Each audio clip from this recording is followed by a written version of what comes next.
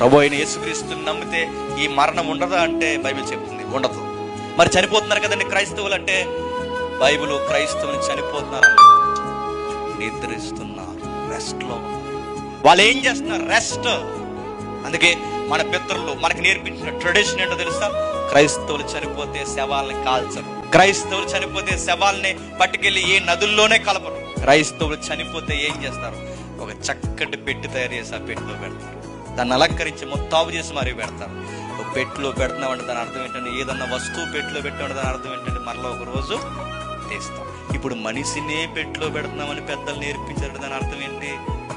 ఒక రోజు ఒకరు వస్తారు, ఆ పెట్టిలో పెట్టినోడిని మరలా బయటకి తీస్తారు. ఎవరు వస్తారు? ఈ మేఘాల మీద వెళ్ళిన వాడు మరలా తిరిగి ఒక రోజు రాబోతున్నాడు. ఆయన కూడా మరణించాడు, తిరిగి లేచాడు, మరలా ఒక రోజు రాబోతున్నాడు. తమ తమ వరుసల్లో మనల్ని అందరినీ తిరిగి లేపుతాడు. అది రావాలి అంటే ఏం చేయాలి? ఈ రోజే నువ్వు బాప్టిజం తీసుకోవాలి.